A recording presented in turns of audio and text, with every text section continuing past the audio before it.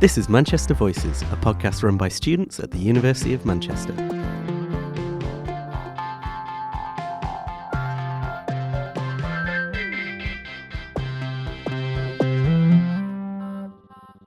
Hello and welcome to Manchester Voices. I'm Georgia, a second-year student studying sociology. I'm Aidan, a second-year geography student. And I'm Madi, a second-year drama and film student.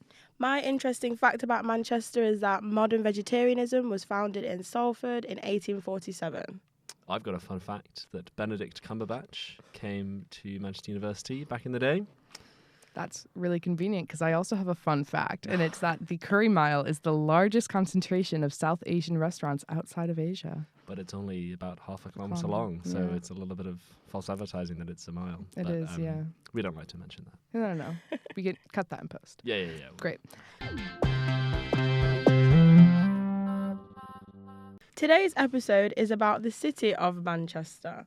Is Manchester a student-friendly city? I think it just is a student city. I think there's so much to do for students. Like right off the bat, there's students everywhere. I mean, there's I want to say it's 6 universities in this sort of wider area. There's the University of Manchester, there's Manchester Metropolitan, there's Edge Hill, University of Law, you've got Salford. There's so many students, hundreds of thousands of students. And we're all having a good old time in Manchester. We are. And we're all basically on the same road. It's just kind of one strip of a bunch of different students. You'll find students everywhere. You can't actually escape us in Manchester. Yeah, we will come after you. We will find you. I think it's really accessible and there's so much geared towards students as well. Yeah, no, there's a bunch to do. I think there's a lot of activities catered exactly just towards students. I mean, you can find events happening all the time that are cheap or free because I think there are I think majority of the places that you'll go out to are very student-oriented, which is fun because it kind of creates like a similar culture wherever you are in Manchester. There'll always be student deals, especially the Fallowfield area. It's such an accessible place for all the students to be. But it's also not like a sort of bubbly campus university that's just like in the middle of nowhere and it's only students. Like it's a very well integrated city in that, you know, you walk a mile and you're just in the middle of town and you've got all kind of people, all ages, all demographics from all over the place, and they're all around you. So it's not like you only see students. There's adults and kids and whoever you want to see everywhere. Yeah, I think especially one thing, I'm American for those listeners, I'm sorry. Really? I'm sorry. But I think in the US, it's kind of like you have like a giant circle on the map and that's like your college campus. And then everything that you do exists within your like mile by mile circle. But I think Manchester's quite nice because it is very like there's so much to do on different parts of the campus. Like it's so spread out. And then in all of that, there's so many different universities and then families as well, which is... It's nice. It doesn't feel like you're stuck. It gives you the best of both worlds. Exactly. And the student accommodation, you know, Fallowfield and Withington and Victoria Park are student heavy, but they're not student exclusive. Like my neighbours are just like a normal family and there's like a primary school around the corner and it's just like there's normal working families all around you as well. So it's not like, as I say, like a bubble of studenthood. What are your favourite things about the city of Manchester? I mean, we've touched on it already about like how close everything is. Like you compare it to somewhere like London, you've got to get a tube half an hour to the other side of the city just to like go to one thing. Whereas Manchester is super walkable / bikeable / busable. But it's also super well connected with, you know, the rest of the country. So the trains, the airport, the everything. Very well connected, which is a big asset. Definitely. I think just the sheer amount of things there are to do. Over Easter, most of my house, we kind of were all there and we stayed over Easter and we kind of were like, we should have a couple of day trips planned so we get like the best of both worlds of staying home but also going out and doing things. And every single time we went on day trips to either Salford or Altrincham or like to Heaton Park, it just felt like you were in a completely different part of the city and a completely new, sometimes country. Like there's so many different things to do. I say country, I mean we went to an Italian restaurant. We're like, wow, we are in Italy. But I think for the romanticizers of the world, like there's just a lot to do. I think Heaton Park especially. Yeah, have you guys been? really It's nice. Beautiful. Yeah, and all of these places are an hour tops on the bus and you're like at the edge of the city. And then there are like the places where it kind of feels like you're in the middle of the woods, and then like 20 minutes is like the city inside of that on the train. It's so cool. Like there's just the variety is really impressive. And if you get on the train from Piccadilly, you can within an hour you'll be in Edale or Buxton or Disley or you're in the Peak District, and you can climb the hills and get out of the flatness of Manchester. So it's very close to the Yorkshire Dales on one side, and also the Peak District, and then also the Lake District on the other side. So it's got a lot of nature all around it, and even within the city itself. Like if you go south of Withington Didsbury, you're in Fletcher Moss, which is a massive park, and Sale Water Park and Chorlton Water Park, and all that massive expanse is great for walking and biking and running. Definitely. I think also if you're in just like the city center, there is so much to do within like 2 feet of each other. There's just such immense to do. There's so many restaurants and activities and places to go and see and museums. Like there's just such an abundance of things. What's your favorite museum, guys? Oh, I really like the Whitworth. I think the cafe Which is basically on campus. Yeah, which is basically on campus. It's really nice. It's one of the art museum galleries on campus, and they do a lot of work with students. Plug. But it's just quite nice. I love it. Their cafe is in this little park, so it's just a bunch of glass windows and ceilings, and you just look at the trees. It's lovely. I mean, I was made to go to the National Football Museum, but it was actually... That is available. It was interesting, and obviously for football lovers, it was a good place to go. But yeah, I've been there before. Mm-hmm. What about you? I mean, the Manchester Art Gallery is great. For Grayson Perry fans, he did his exhibition there last year, and there's a police museum in the Northern Quarter, which is pretty funky. I think it's only open for like 2 hours on a Tuesday or something. Like if you can get there, pretty groovy. The Science and Tech Museum is cool. I think that's what it's Museum of Science and Industry. Yes, that's the one. Mosey. Very fun. Yeah, they've big got the industrial vibes. First ever computer is it's so opened up on campus after a 2-year hiatus. Yeah, Look at her go. I haven't been yet. Have you? No. Been? I've seen not it. been yet. I mean, I've been told really cool things. I can see through the windows when I walk home at night. There's like skeletons of like dinosaurs, which is cool. Oh yeah. I've seen it when I've walked past. I've looked in and I've vaguely seen it. I'm like, wow. Yeah. How did they get that? Yeah, the queues outside have been so long that I've been like, I'll just wait till they die down, but they sort of aren't dying down. They're just so popular. I also find I do like music a lot, and I've seen some of my favourite artists here. Manchester's a really big place for every artist to come because it is second to London. This is so true. Yeah, it's huge. Every single touring circuit. There's a bunch of venues on campus and elsewhere. And elsewhere. But on campus especially, it's my favorite to see like kind of long queues wrapping around different like the library from one of the Manchester academies, and it's my favorite to like play the game of like what artist is it based on what everyone is like dressed in. Yeah. It's just cool. Like there's just so much music that you hear of and like you'll see just walking to class on a Tuesday. yeah. Manchester Academy 1, which is part of the Students' Union and a stone's throw from where we're sitting right now. That's on like loads of the big touring circuits. Like Lady Gaga's played there, and like Prince played there. Conan Gray. Yeah, Arctic Monkeys. Like everybody's been to Academy 1. Yeah, it's awesome. It's very cool. And there's obviously the Manchester Arena, which is huge and has like Elton John and Ariana Grande and Take That or whoever else you want to go see. Harry Styles funded like a new arena to be built for musicians, so that's in the works, I'm pretty sure. Oh, there's one. They're building one right by the Etihad campus, which is like the Co-op Arena, and that is massive. Yeah, I've run past there, and it's just enormous what they're building. Yeah. It's very cool. So yeah, music, great place for music. Got a big history of it with Oasis and Stone Roses and all the other amazing bands that have come out of Manchester. Absolutely. So, there was a DJ battle between Andy Burnham and the Mayor of Liverpool, which is Steve iconic. Rotherham, which in itself was a phenomenal event. And they were sort of going back and forth, doing like a Manchester-based song versus like a Liverpool-based song, and Andy Burnham was talking trash to the Liverpool mayor. Of course. Like, oh, all you've got is the Beatles. And this he is was true. talking smack back. And so, it's well worth having a little Google of the mayoral DJ battle of 2022. Absolutely. Which was at Warehouse Project. Phenomenal venue for that to happen. Places, like the Warehouse Project as well. Yeah. Good for nightlife.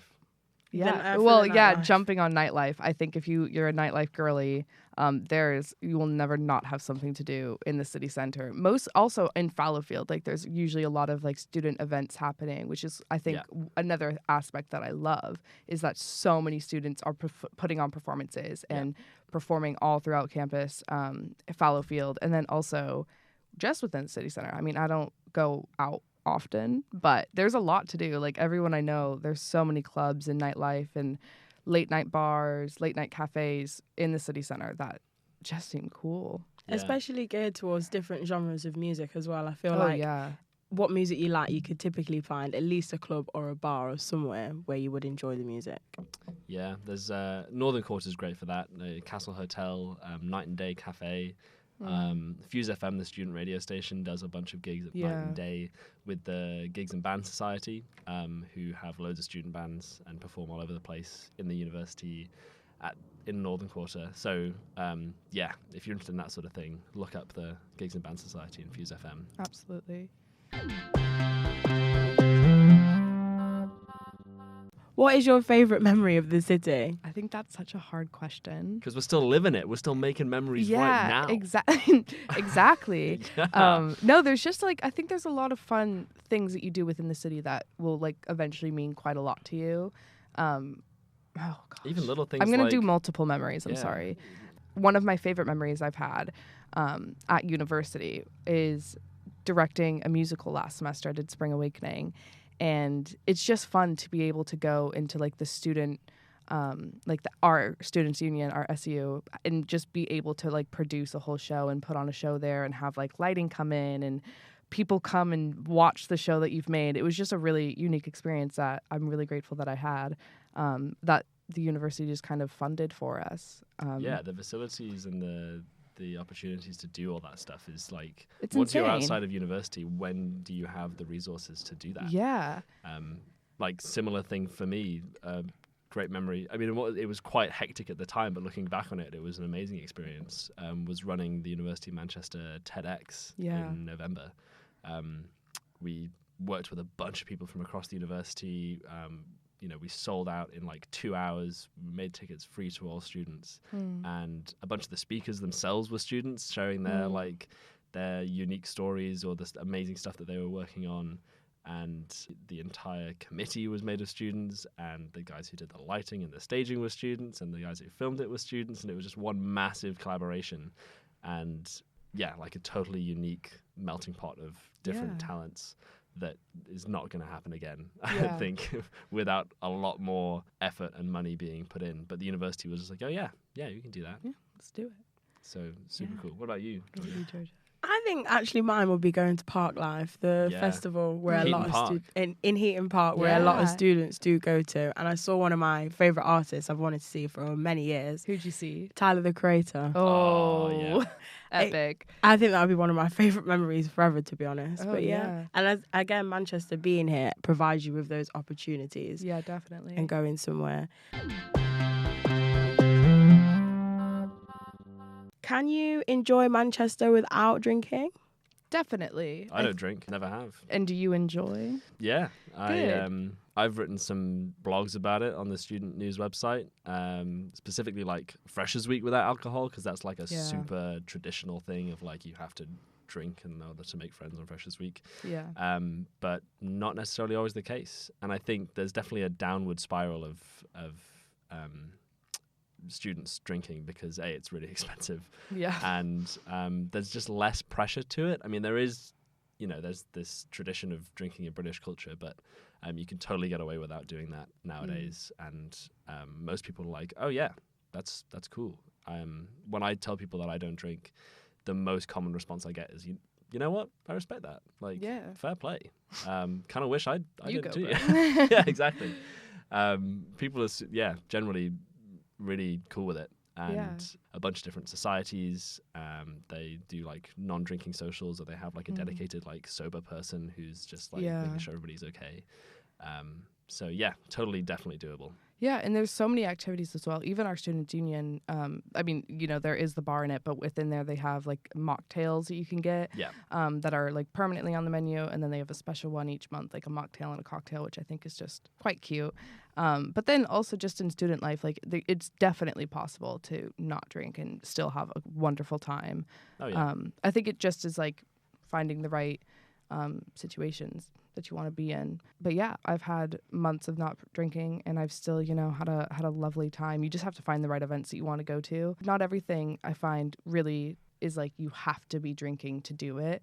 I think it's just kind of always like as an extra option for most of the activities that you're doing, but it's not like you have to be doing it. Some of the halls, like Hume Hall has a bar in the hall. Yeah. With like super cheap alcohol. And that was a great sort of place for the residents of the hall to sort of just chill out and on the sofas and watch sports on the TVs or play pool, whatever.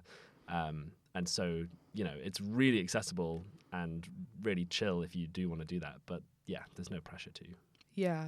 Yeah, I definitely found coming as a fresher, there wasn't a lot of pressure about drinking. Majority of the friendships I've made have been through sober situations. Yeah. A lot of the friends I did make briefly were through alcohol. I don't really keep in contact with much anymore.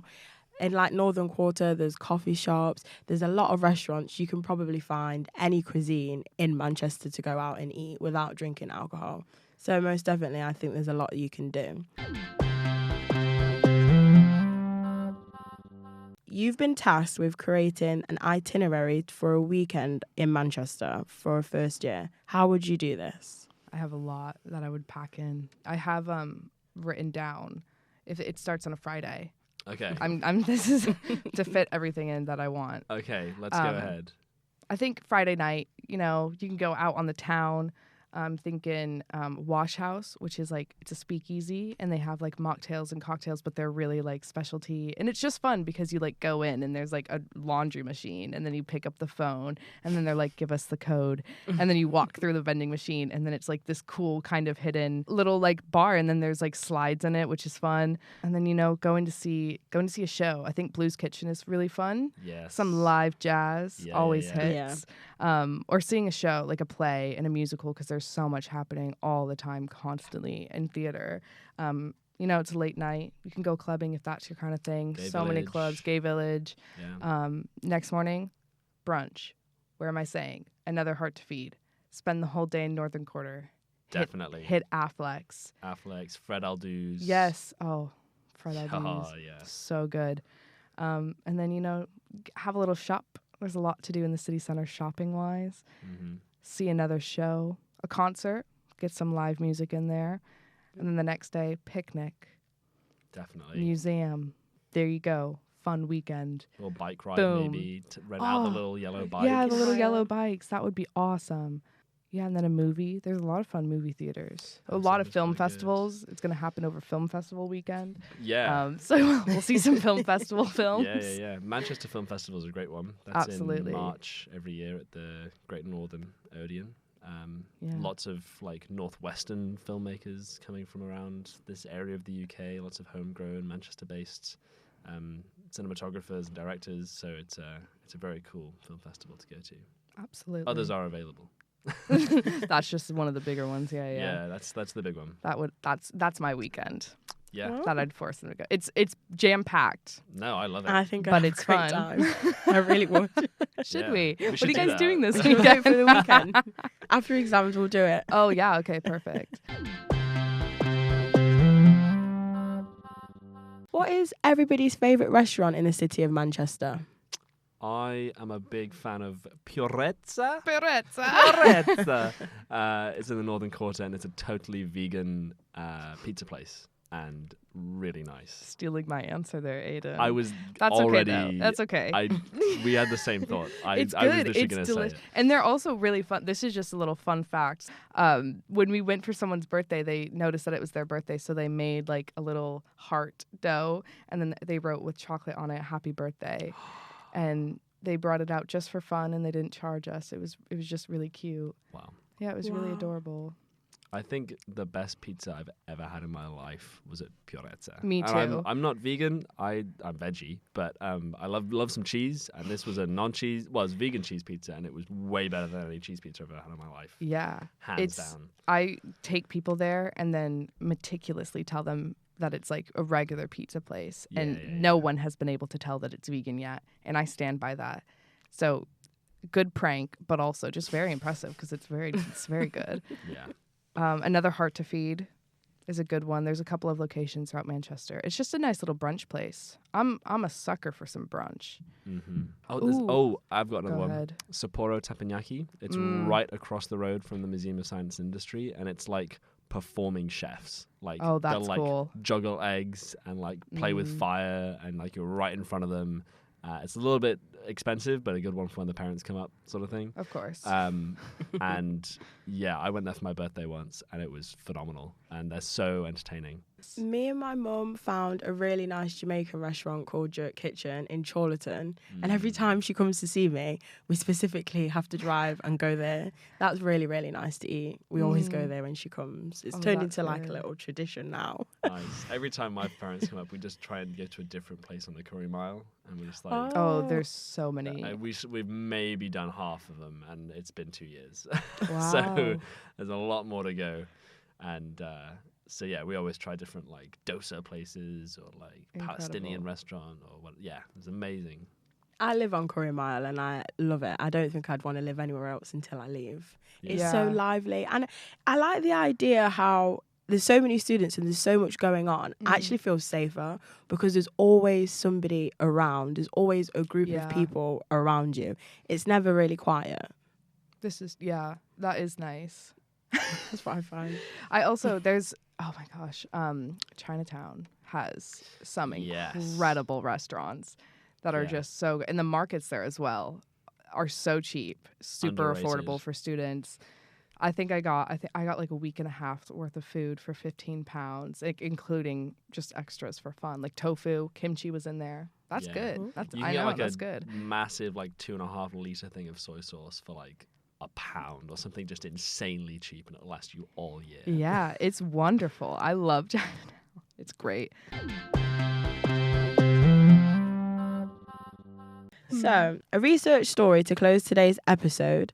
A partnership between Raheem Sterling Foundation, the University of Manchester and King's College London has been announced, which will support 14 students with scholarships that enable them to study at the universities in a bid to close an attainment gap for Black British students, increase social mobility and support equal access to higher education.